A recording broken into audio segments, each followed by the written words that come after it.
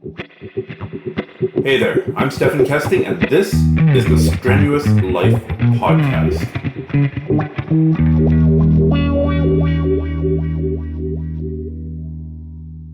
Hey everyone, so I'm here with Bernardo Faria, who very fortunately managed to escape from his kidnappers and get away. Do you remember that? About a year ago? I remember. If I'm not wrong, it was 2 years ago. I think it was right when you started talking with each other. It was right after the Worlds. And you were coming, I knew you were in Brazil and I knew you were coming back. And I got an email from you going, help, I got mugged last night at my hotel in the Philippines. You know, I'm totally embarrassed, but please send me money. Yeah, I remember that. Yeah, I think that was 2015. Was that sounds 1 right. month after I won the Worlds or something like that. I went to Brazil, and then when I came back, was a lot of people writing to me on email like, hey Bernardo, are you okay? Are you okay? Receiving your email. So what happened, my email got hacked. I used to use the Yahoo email, and my email got hacked. And these hackers were sending email to my entire list saying that I was in Philippines, that I got kidnapped and blah, blah, blah. But I was looking at it, I think I got to figure out that like pretty quick, and then I emailed to everybody, but that is a funny story.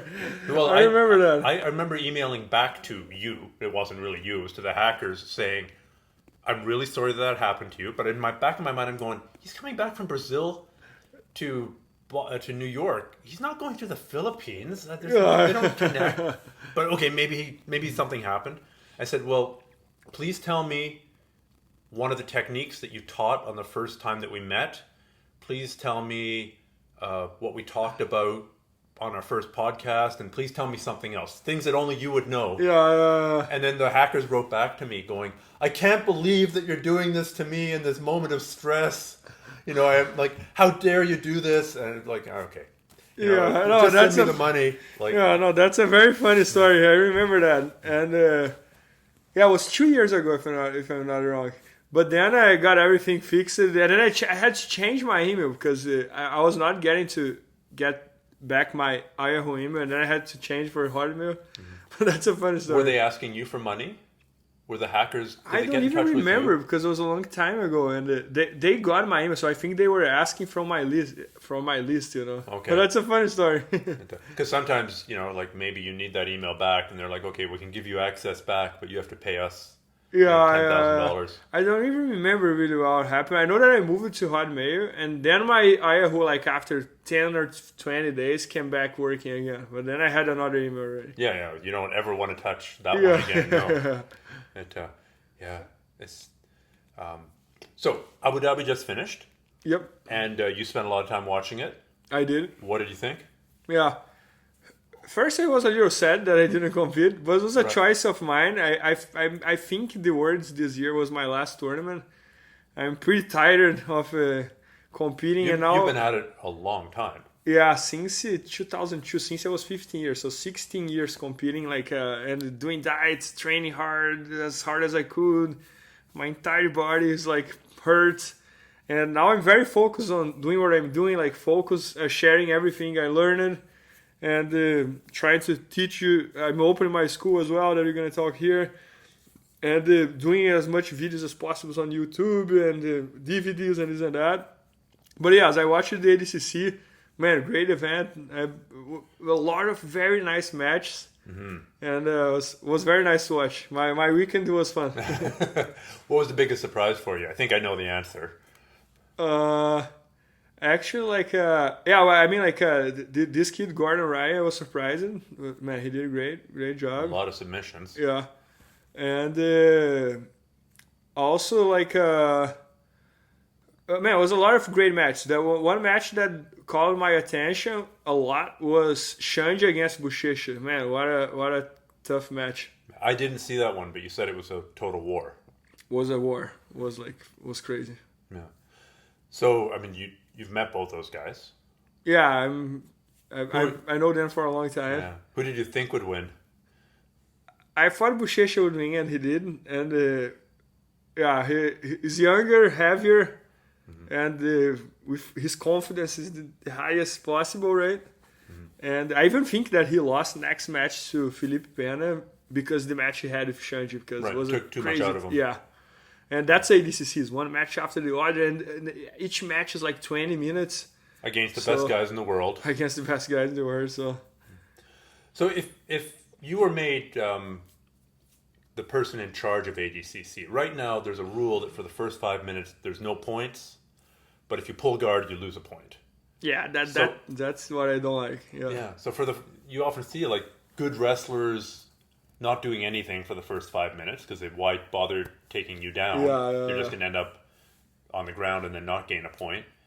And you see like jiu-jitsu guys doing bad wrestling, and you see wrestlers stalling. Would you get rid of that 5 minutes, or how would you change the rules? If I was in charge, I mean, like, I don't mind that the first half there's no points, only submissions. That's a cool idea actually. But the fact that you cannot pull guard, especially like I think in the finals and the semifinals or something like that, you get penalties if you pull guard. So I think that forced the two jiu-jitsu guys to stay standing. And I think nobody's there to watch two jiu-jitsu guys stay standing. You know, it's kind of like if you ask two judo guys to play on the ground. No, you want to see them they standing. Yeah, exactly. And with jiu-jitsu the opposite, you want to see them on the ground. So that's the only thing I would change. But anyway, even on this way, it's still a very nice event to watch, and was fun to watch. Well, maybe if you're going to charge a penalty for pulling guard in the first 5 minutes, maybe you also give points for a takedown. So you don't get any points for anything else, but in the first 5 minutes, if you take me down, then you get a point, and then we can actually start playing and try and submit each other. Yeah, I agree. Yeah, it's a controversial rules, but the main thing I would change if I could change something would be this rule that you cannot pull guard. You know right. what I mean? Like, what about, have you been following EBI at all? I do, but I don't like the aspect that there is no points at all. Because I think points is part of jiu-jitsu. I mean, like, I think jiu-jitsu came from self-defense, right? It's a self-defense sport that became a sport. And I think, for example, if you are in let's imagine one street fight here. That's not the goal of anybody, but if you are in one street fight and you get the mount, you should be rewarded because you got the mount. Now you're in the mount. Or even if you get the knee on belly, that's a damage. Look what you can do from there. So you deserve to score points when you get on those positions. So I think points is part of jiu-jitsu. It's not like the guy got the mount. Oh, mount is nothing. No, if it was a street fight, for example, he's on the mount. Now you're in huge trouble. So I think points is part of jiu-jitsu. It's just interesting to watch all these different competitions trying to come up with rule sets that drive action. I mean, in some sense, they've got a couple of goals. Number one is to keep their competitors safe. Number two is to make it exciting for people to watch. Number three is to have it be combatively relevant. And so there are all these different, between NAGA and EBI and Abu Dhabi and the IBJJF and then, Metamoris when it was around. They all were trying to get it to happen in different ways. Did you ever fight submission only? I never did. No. I never did. In my entire career, never did. Okay. Yeah. You did no-gi though. I did. Yeah. Yeah, I did some no-gi. Most of my tournaments was gi. I'm more a gi guy than no-gi, but I did no-gi as well. I did like Europeans, Worlds, Brazilian Naturals. And the ADCC, kind of bad luck. In 2011, I was invited, and then they cut me off like right away because they had already one alliance guy, and they didn't show that they had already invited one alliance guy. So then 2013 I got invited. You were already a jiu-jitsu world champion at that point. Yes. Right? Okay. And then 2013 they invited me again. They invited me officially. I hurt my knee. Then 2015 they invited me again. I broke my foot 2 days before the event. Yeah. It was that is the worst look I had in my entire career. The bad look. And a mutual friend of ours said that you were still thinking about competing even with a broken foot. I was thinking because I was like, God, I trained so hard for that day. And then 2 days before doing a seminar at Fábio's Gugel School was my last day, and Fabio asked me, Bernardo, you gonna row today? I was like, no, I already did everything, and I'm not even gonna row.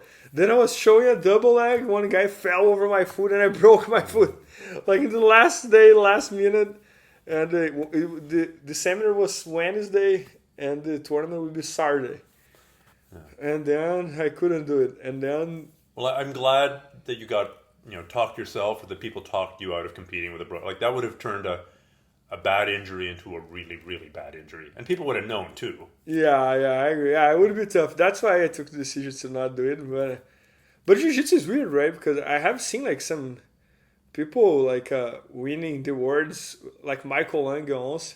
He won the worlds with 2 ligaments completely ripped on his knee. Mm-hmm. And he trained for 1 month like that.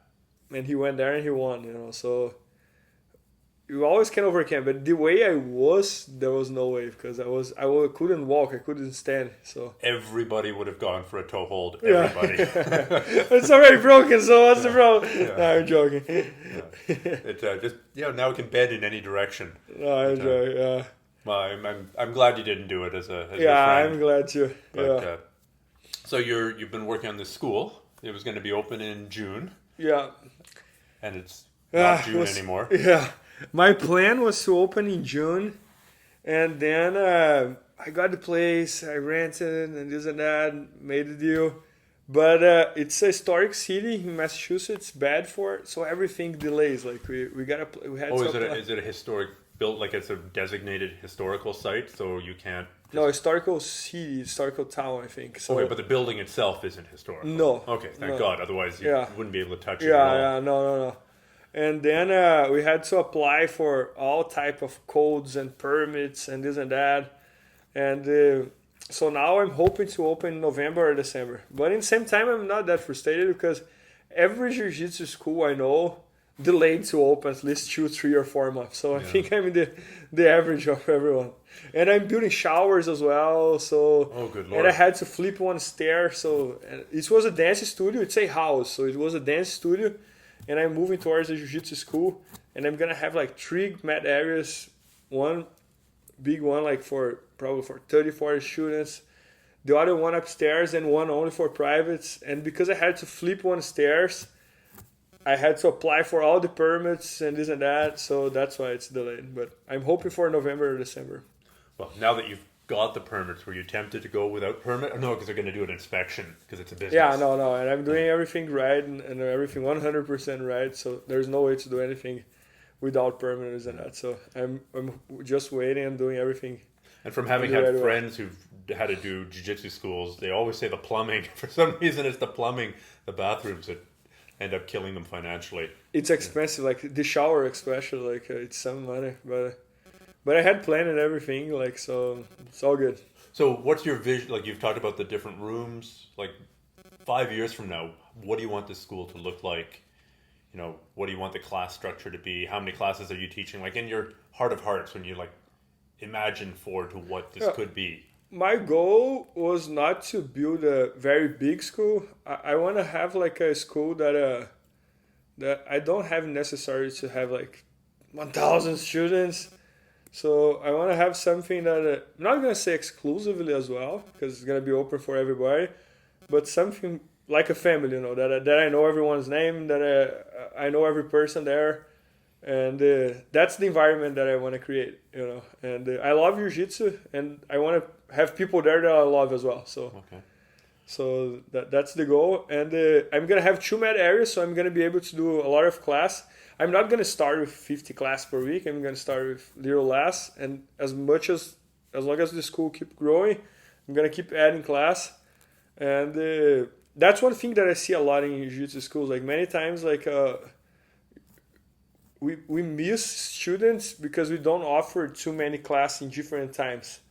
So my goal is to fill up the schedule, like having class like in the morning, at noon, at night for beginners, at night for advanced, and maybe 2 classes in the same time, because there are 2 mat areas, and 1 area for privates who want to do private sessions. We're gonna have our instructors there as well. But you're gonna be teaching a lot of these, so how are you not gonna totally burn yourself out? No, I'm gonna have instructors as well to help Okay. me. I already have one kid who won the world as a purple belt, and he's brown belt right now. And he's brown belt for 2 or 3 years already. His name is Matheus Gonzaga. He's gonna help me out. And little by little, we're gonna get more instructors as well. And I'm gonna use the alliance system. I'm gonna try to do everything that Fabio Gurgel does in Brazil here in Boston. That's the goal. Okay. Well, we look forward to you sending your instructors out across the world to do seminars, which is how you started touring the world, isn't it? Yes, yeah, I hope so. That this kid that we have, for example, Matheus Gonzaga, man, I love him. Super nice kid, very very hard worker. He won the world as a purple belt, so very very good level, and he's gonna help me out. And yeah, he can be one that when he gets the black belt, he started doing what I did too. Well, tell us a little bit about that. So you were there, you're training in Brazil at Alliance, and then one day Fabio said, "Hey, do you want to go teach in the States?" Or like, how does that work? No, it was a long process because first I joined Alliance in 2009 when I just received my black belt. So I received my black belt end of 2008. Then I moved to São Paulo. I finished my college, got the black belt. I did college about business, and then I moved to São Paulo in January 2009. Then when I got there, Fabio treated me as a regular student. I had to pay the tuition, and I had to pay the monthly tuition as a regular student. And I think that's right, because He doesn't know you. yeah, exactly, and you cannot open everything to everybody. I'm gonna do the same thing on my school, and then I had to pay the tuition. I was a regular student, this and that, and then I started showing him that I was working very hard. I was training very hard. I was volunteering the beginners class, teaching on his side for like almost 8 months or so. He would teach the beginners class, and I would be the instructor who helps him for free. Then he saw how hard I was working, that I was training very hard as well, and then I started getting some good results. I got third in the worlds. I lost to Roger Gracie in the semifinals. My first words was great, and I mean, like, first year as a black belt, I got third. And then I won the Brazilian Nationals no gi as a black belt, and I started winning some tournaments. Then by the end of the year, one of the Alliance affiliates in São Paulo needed a teacher for 3 months. But it was a very far place from the place I lived. I had to take 3 different buses to get in the place. Okay. And then I taught there. And I remember I was on class at 6:30 a.m. I had to wake up 4:30 a.m. to get there. And I taught this class. And I taught in this place for 3 months to support the Alliance, right? They needed a teacher, and then I did that. And I got paid, but it was more like support.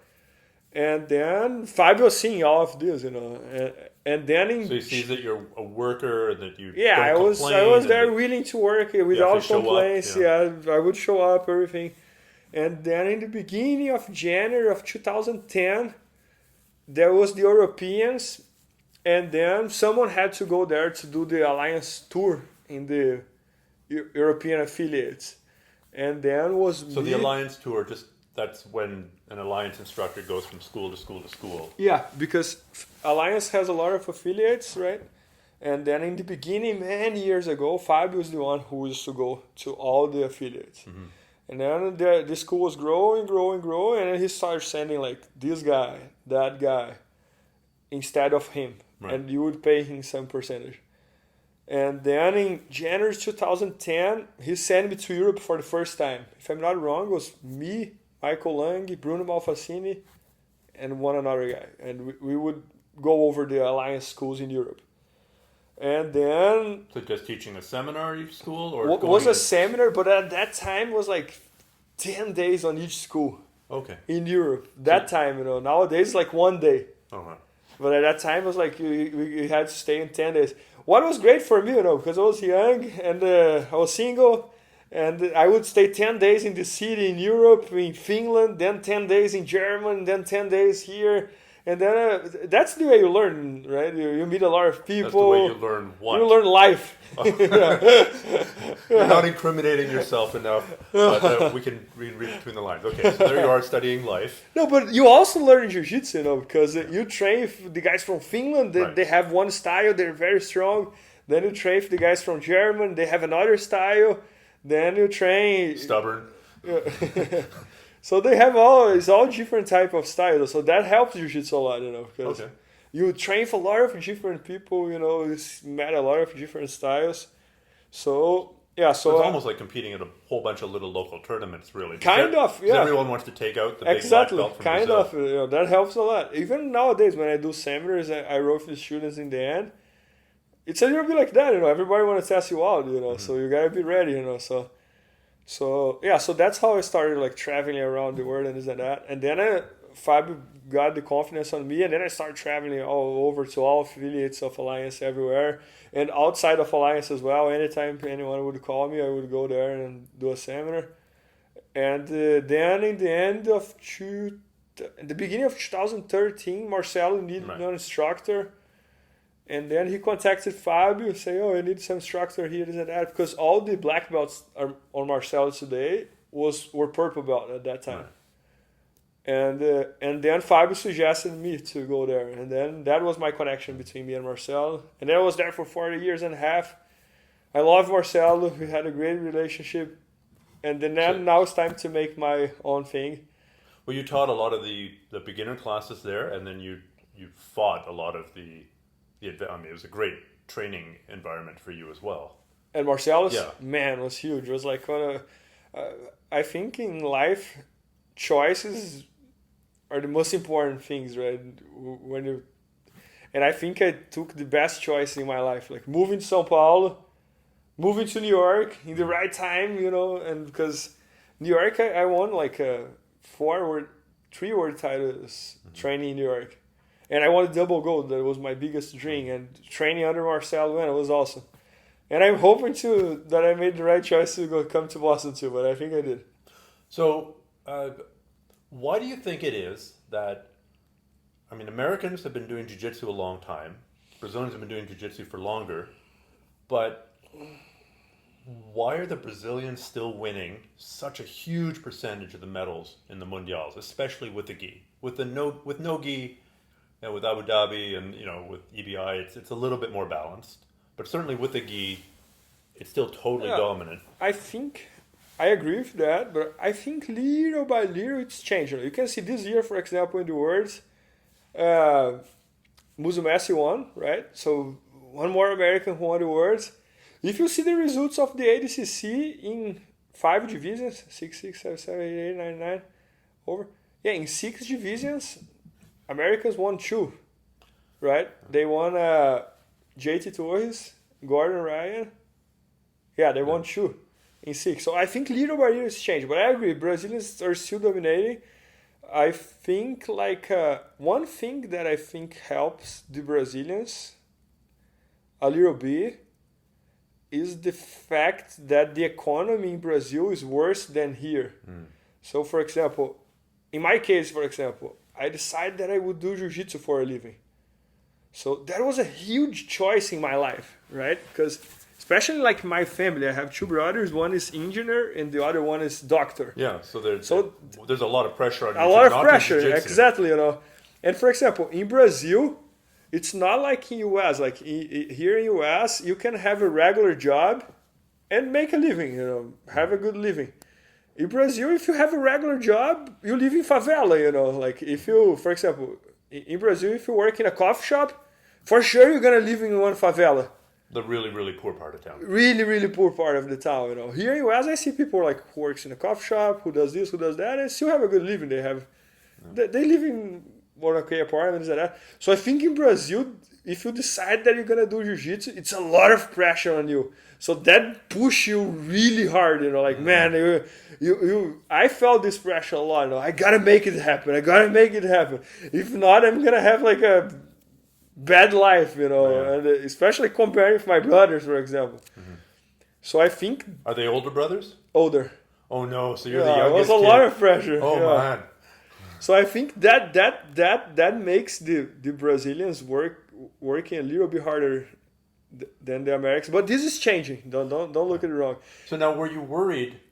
The sort of part 2 of that question is when you moved to New York, was part of you going, "Oh God, if I leave Brazil, then my jiu-jitsu is kind of going to stop"? I thought about it, but I knew I would have Marcelo. That was one of my biggest worries because I always wanted to move here, but in the right opportunity, Because if I would go teach somewhere, probably my jiu-jitsu would not be what it is, But when I received this invite to go to Marcelo's, then I was like, man, that's the choice I was waiting, because I would have Marcelo to train. I would have all the crazy tough purple belts that nowadays they were all black belts, like John Satava and Mateus Diniz. And so I would have Marcelo and this guy. So I knew that this was more than enough to keep going to win the tournament. And a good parade or rotating parade of black belts coming through. Exactly, a lot of visitors and this and that. But what I keep talking about, like why I think the Brazilians do well for, because this is about the financial aspect. I think like for example, the Americans now, for example, big sports. Let's say for example, if you are like in one basketball team, your team pushes you, right? I mean, like you have contracts, you have like it's a big deal. So your coach is gonna push you really hard. In jiu-jitsu, there is no way that your coach is gonna push you really hard because you are not getting paid by. Yeah. So it's like it's a very personal sport, you know. It's gotta, if you win, it's because your will. So I think this financial aspect from Brazil makes this will bigger because it's a lot of pressure, you know. Or you win, or you're gonna have a bad life, or you're gonna have. So that's why I think the Brazilians are still doing better. But this is changing. I mean, like you can see the Americans are coming up and they're doing better and better and better and better. And I think like in 5 or 10 years, this is gonna really change. So that's my opinion. Well, I wonder, like I don't know what the numbers are. Do you know what the numbers are for like total number of people practicing from white belt to black belt, Brazilian or jiu-jitsu in Brazil versus jiu-jitsu in North America? Like ignoring the fact of who trains harder, just where are there more people? Do you have any idea? Like I don't. I don't. That would be really interesting to know. There is a chance that nowadays here in America, maybe. Man, I'm surprised about how many jiu-jitsu schools there are here. And I'm even more surprised because all of them are crowd, you know. You don't see on jiu-jitsu schools that the guy has like 20 students. Mm-hmm. All of them is like 50, 100, 200, 300. Well, you're also getting invited to do seminars at schools that can afford to pay you. So you're not getting invited to do seminars at some guy's garage. No, that makes sense. That makes sense. Yeah. Because you're still doing seminars now. Yeah, a lot. Yeah. Across the country. Yeah. I have been doing a lot of seminars lately, like more than when I was competing every single weekend. But I think it's because I'm trying to help the community, right? I'm putting all these instructional videos out there on YouTube and this and that. So people are seeing me like doing things more and more and more. But I agree with that. But even though, like, do you know any jiu-jitsu school that has like 15 students? Yes. Definitely, there are smaller clubs. I got it. In Canada or in US? Yeah, I can't both because I get contacted all the time by people who are trying to figure out, well, you know, starting from really small training groups. You must get these emails as well, going, "Hey, you know, it's just me, and I live in this town, and I'm far away from anybody else, and you know, like I'd love to do jiu-jitsu. What do I do?"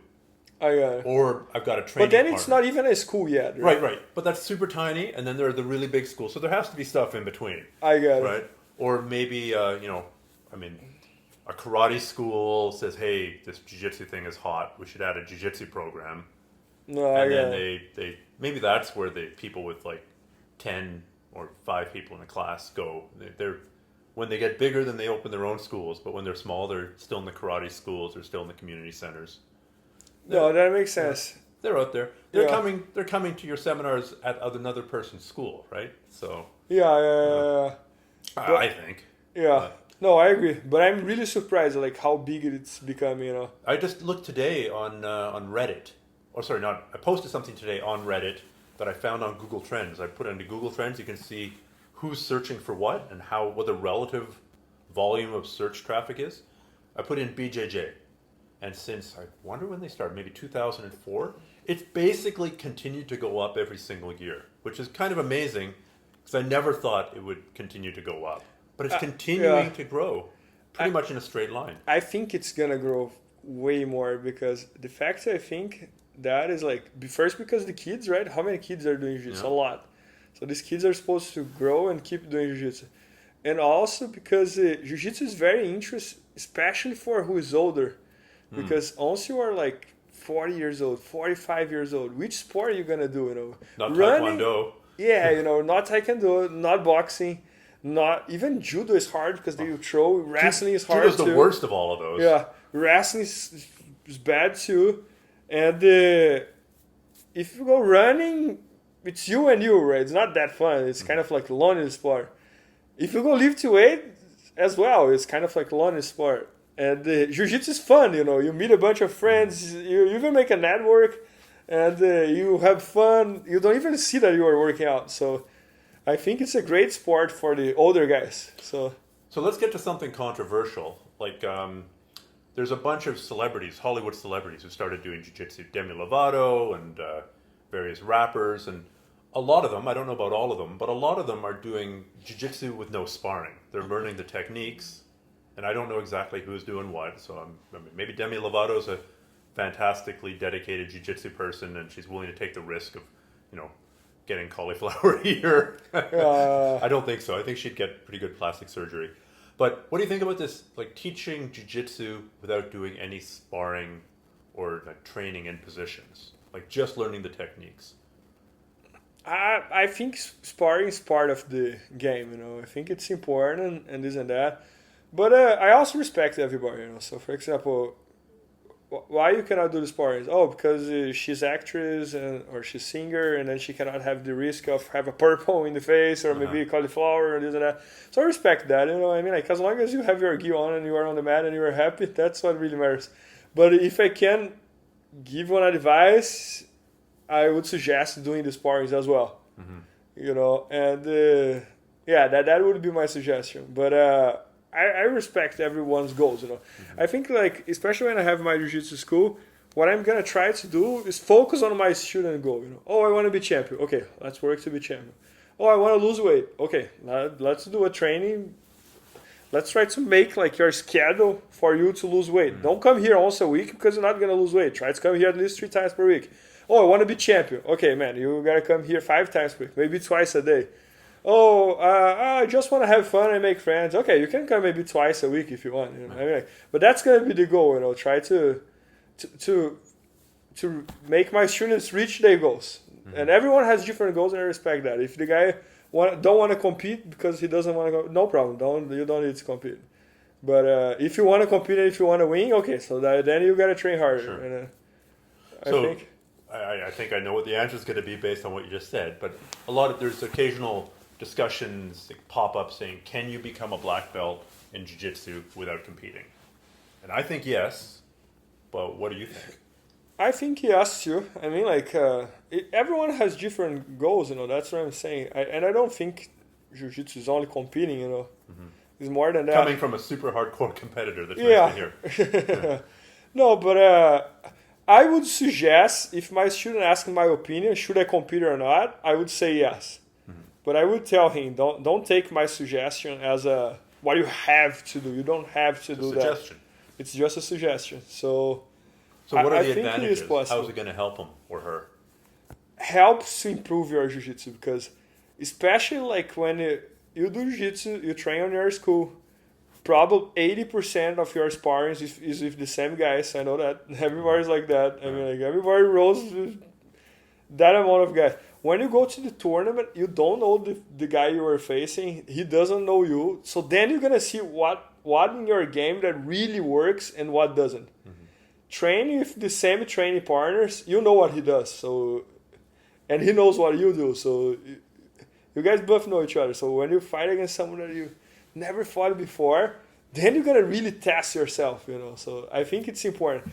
And also to learn how to live under pressure, because I think in the end of the day, in life, everything is a competition. If you go get a job, you are competing with other people that are trying to get the same job as you. Then you got that job.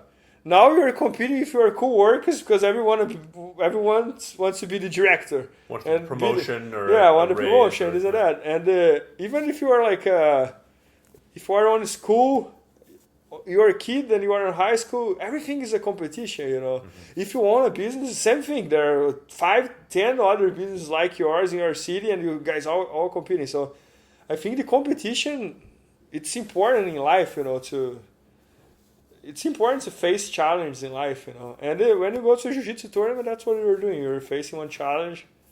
You're fighting against one guy. You and him.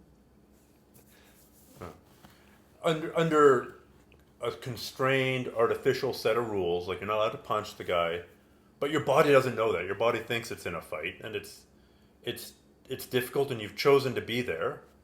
So then maybe, you know, when you get cut off in traffic, or you know, are going through a tough time with your girlfriend or something, maybe, hopefully, it doesn't seem that difficult.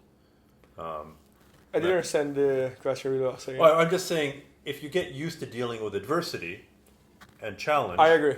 then you hopefully get better at dealing with it.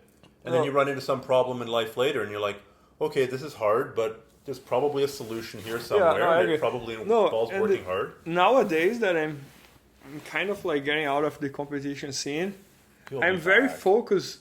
You'll be back. Come on, everyone retires and then comes back. I don't want to say I'm retired because maybe that's gonna happen. I'm gonna feel doing it again, but okay. But anyway, temporarily retired or yeah, let's call it like that. And so nowadays I'm very focused like on the business side as well. You know, like making all these instructional videos, opening my school, this and that. So I'm trying to learn more and more and more about business and entrepreneurship, this and that. And I'm surprised about like how many great entrepreneurs are doing jiu-jitsu. Yes. I mean, like even like in the digital marketing, for example, most of the best digital marketer guys I know, they all do jiu-jitsu. Like if you guys follow digital marketing, like Erza Firestone, Russell, all these guys. So in Brazil there are a bunch as well. Mm-hmm. So I think there's something related between jiu-jitsu and entrepreneurship, and I think that's what the relationship is like. For example, if you have a business, or even if you don't have a business, that's life, right? Like sometimes you feel life choking you, right? You have a problem in life, you don't see a way to escape, but you cannot tap, you know, cannot give up. So that's jiu-jitsu. The guys on top, the mounts trying to choke you. You cannot tap. You gotta fight to get out over there, this and that. And even if you tap, you restart again. So even in life, like you got an accident. Okay, that was bad, but now let's restart everything again. Let's restart life, you know. I think that's 100% true, and I think another thing as well is that it's testable.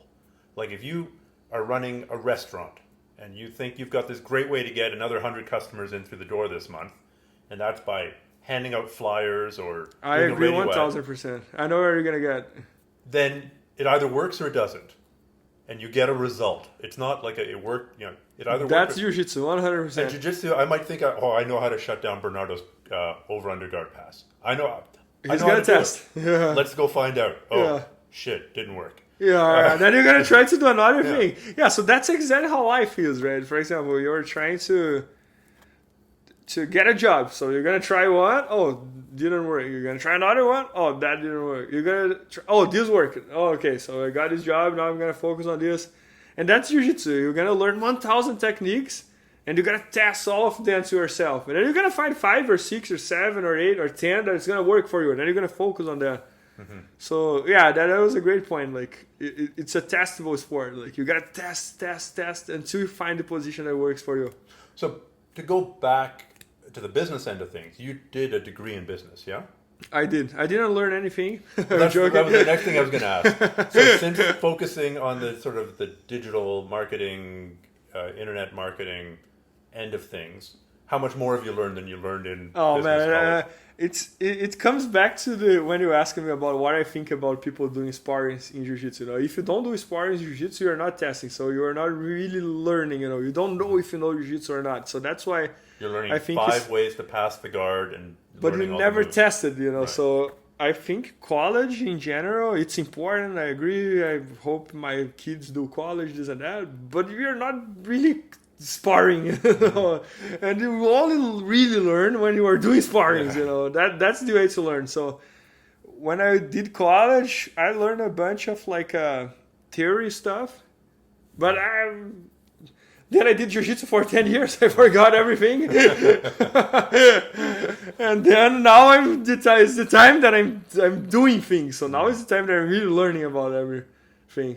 Yeah, it makes you wonder if maybe the idea of a business degree is really just to make companies happy about hiring you. Oh yes, we're hiring this guy who has a degree in business. I think the most important part about college, in my opinion, is the environment.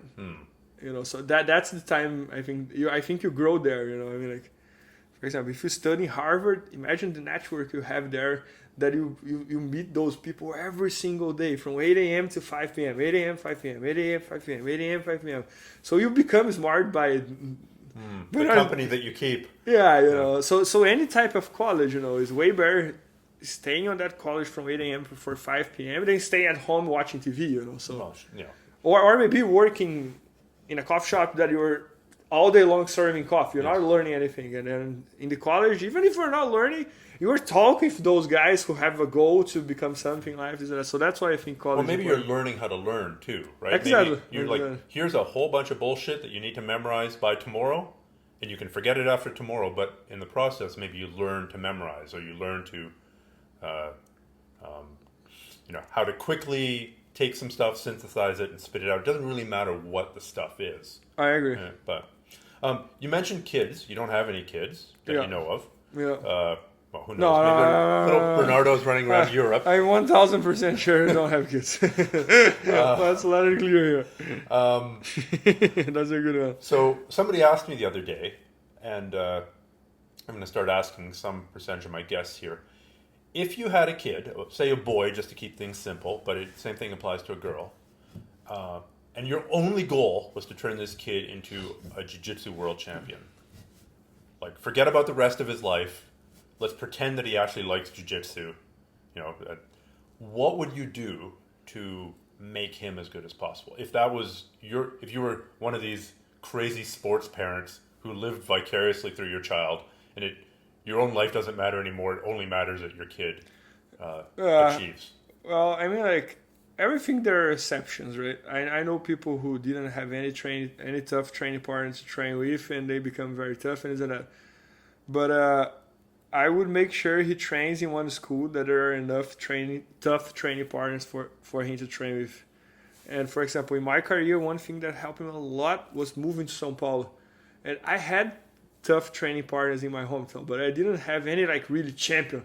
So the fact that I moved to São Paulo and I started training with those guys who were already world champions, and then I would do back and forth with them in training, that thing for my confidence was like huge, It was huge, because many times, many people... So what rank were you again when you moved to São Paulo? Black belt. Okay. So you already had the basics. Yeah. You already had a game. I won the open class as a purple belt. I won the world's open class as a purple belt. I got second as a brown belt in the world's second. You're already a highly accomplished athlete. I was, but I didn't have that confidence, I mean, like, the first 3 months that I was in my hometown as I competed as a black belt, I was competing against that very high level guys, and then I was like, oh my God, this and that. Mm-hmm.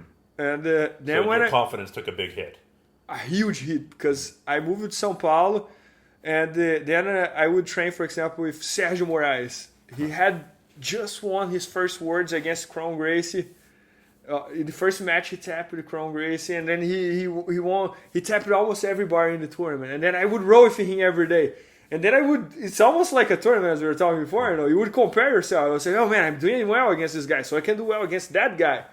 And I'm not saying that I was doing well against Sergio Moraes, but even if you do back and forth, I mean, like... Today I survived for 2 minutes. Tomorrow I survived for 3. That thing goes to your confidence. And then there was Michael Lang over there. He was 1 year older than me on black belt, and he was doing very well in a black belt. And then you would train for him, and say, oh man, I mean, like, man, I think I'm the same level as these guys, Mm-hmm. And then that thing started going to your mind, And then you go to the tournament, and then you think, man, I trained for this guy, I trained for that guy. So I train with a guy, and I can hang with him, and he beat the guy who beat this guy. Kind of, those things go to your head, Whatever you need to tell yourself to get your confidence up. Yeah, and there were a lot of guys over there, When I moved to São Paulo, I remember it was a very special moment in my life, We were living the same building. We had like 5 world champions living in the same building. Really? After 1 or 2 years when we all became world champions. But at some point, we're living the same building. Myself, Bruno Malfacini, Bruno Malfacini, Michael Lang, Léo Nogueira, and Sergio Moraes. And we all in the same building, 3 different apartments, but all in the same building. So it was a very special moment, of our lives. Wow, like, that's a yeah, it was a tough very funny apartment block. time. Nobody had any money. Everybody poor, but everybody happy and winning the tournament. So it was a fun time. So now I know when you were competing, like one of the things that you would do is just find the toughest guys in the room and roll with them every day. That was my game plan for my entire career. Right. But I get a lot of emails from people going, I'm 50 years old, and there's this guy in class who ends up hurting everybody. He's a big athletic guy. Every time he rolls with me, he hurts me. He broke my ribs last year. What should I do? So what do you think that guy should do? Because, like I said, I get asked this question a lot. It's this guy's fault, because, for example, I always train very hard with everybody, but sometimes happens that someone hurts each other, but I was never that guy who hurts people. And, of course, if I'm rolling for a guy who's 50 years old, I'm not going to roll with him. Smash him. Yeah. Finish him. And, so... Honestly, like when I was close to the big tournaments, I would even avoid rolling for a guy who's 50 years old. Right.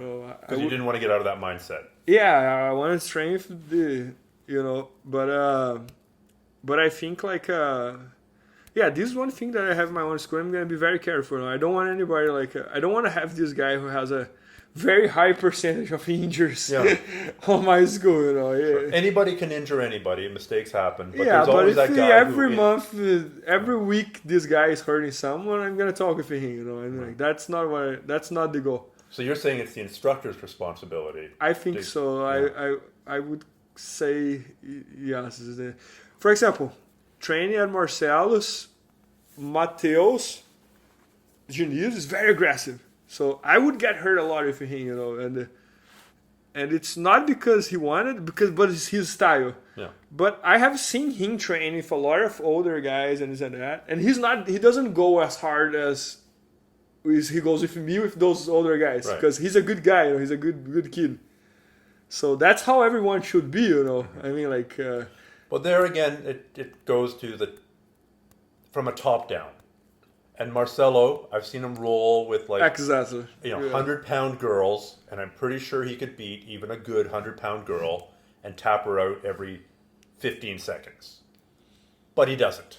Yeah. But when he's going against big guys and tough guys, and he ramps it up, and so I think this trickles down through the whole school. Yeah, that's what every person should have. I mean, the one problem I see in jiu-jitsu, many people have very high ego, so even when they're rolling with girls, they want to show that they can tap. Man, don't do that, man. Come on. Yeah. But I always leave my ego down and So who's the toughest guy you've ever rolled against, either in competition? I think I might have asked you this before, but let's go over it again. Man, Mateus Diniz is one of the toughest guys I ever rolled. It's what was it about his game, or just was it a little? I don't know if it's a lot of, about my game. He used to train a lot, like 2, 3, 4 times per day, every single day. And so you got to know each other's games very well. Yeah, he knows a lot about my game. But I have seen he train with everybody as well, and everybody would get in trouble. It's hard to explain. It's him. He's crazy explosive, crazy aggressive, and crazy good jiu-jitsu, and he was one of the toughest guys ever. So now, I'm jumping all over the place here, but I don't care. The podcast is free. If you don't like me jumping around, you can get all your money back. When you were competing, and especially when you're based out of New York City, you used to post all these really cool Instagram videos of you doing these crazy jiu-jitsu specific exercises with your personal trainer. Ways to do your stand-up sweep and your Turkish get-up sweep and your guard passing and your diving onto a bag to get the over-under against resistance again and again and again. So now that you're not competing, now that you've taken this break from competing, are you still doing any physical conditioning? Yeah, nowadays I have my kettlebell over there. So I'm only working out with kettlebell, and I do on my living room. So that's why I like. But when I was training for for a competition. Then I had a personal trainer, Kevin Paretti, KP. Yeah. In my opinion, the best one in the game. Like he understands a lot. He's physiotherapist and physical condition. Yeah. So that's huge. That's great because he understands about the body, you know. And when I used to get hurt, he would fix me very quick, and we would be working hard again. So, but nowadays, as I'm not competing, I do my own workout, and I don't have to. It's just to keep me on my shape, you know. Mm-hmm. What are you doing with the kettlebell? Like, what's a typical workout? I have my first teacher, Ricardo Marques. He made some. He made some course about kettlebell. So he used to give me a training when I was in my hometown back like 80 years ago, and I still remember how I was training. So it's pretty simple, you know. It's like I don't know the names really well, but it's like swings. Oh yeah, so two-handed swings. Two-hand swings, one-hand swing. Then the one that goes all the way up. Snatch. Then the snatch again on the other side. Then the Turkish get-up. Right. And Turkish get-up to the other side. So it's pretty much like 6 or 7 exercises, 2 times each one, and that's it. You know, it's like 20 minutes, 25 minutes workout, but you work on your entire body. Yeah. And in 25 minutes, you did the paycheck. Right. Yeah. So it's not as much conditioning as you were when you were competing, but it's kind of a minimum effective dose or something. To keep my body healthy and strong, and to handle the seminars and training and this and that. Yeah. It's funny because I've noticed like a lot of, especially in MMA, because I think weight cutting in MMA is way worse than in jiu-jitsu. Like as soon as fighters stop fighting, a certain percentage of them, they just kaboom, they gain a ton of weight. They're all of a sudden like, oh, thank God I don't need to cut weight anymore. And I can eat whatever I want. I don't have to cut down to a weight class. And they just explode. Not in a good way. But, well, first of all, you haven't done that. So congratulations. Yeah, I'm trying to keep. Yeah. But, you know, have you noticed that? Like, it's not everybody who quits fighting, but it's a lot of people. Yeah, because they used to train a lot and eat healthy. Then they start eating everything and they stop training. Yeah. So that's not a good combination. Yeah. So I'm keeping myself training, and I'm trying to not eat a lot, and I'm trying to eat healthy. Not crazy. I mean, like today, for example, we didn't eat healthy, but hey man, I had coleslaw instead of fries. I'm not saying who between the two of us had fries, but it wasn't me. No, but I'm trying to eat healthy. Not going crazy as well when I eat something outside of my diet. I do, and I'm trying to train as well. Not training super hard, but at least like once a day or so.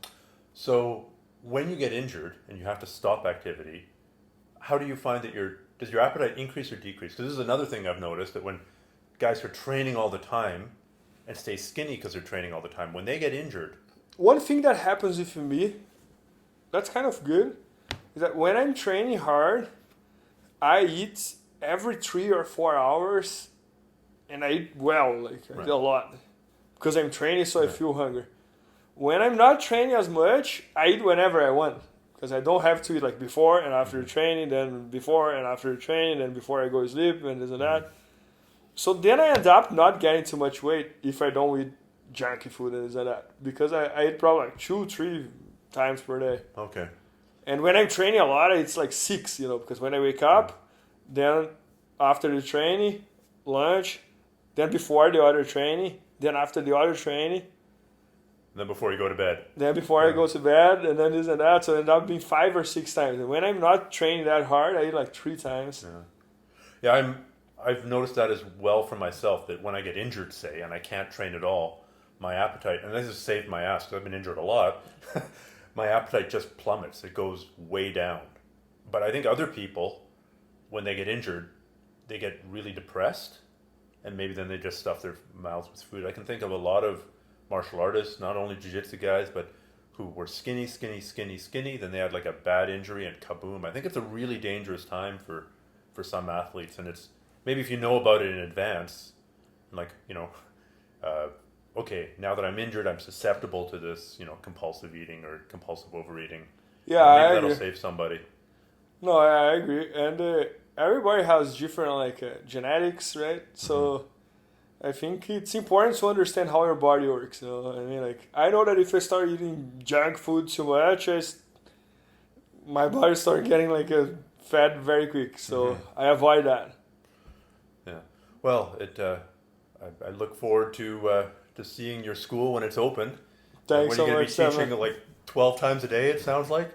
Uh, 7 days a week? How many classes a week are you going to be teaching? Do you know? My goal is to teach the night classes every day. Okay. And having people supporting me. My goal is to teach night class every day and at least one class of all other class. So at least one 7 a.m. class, one or two 12 o'clock class.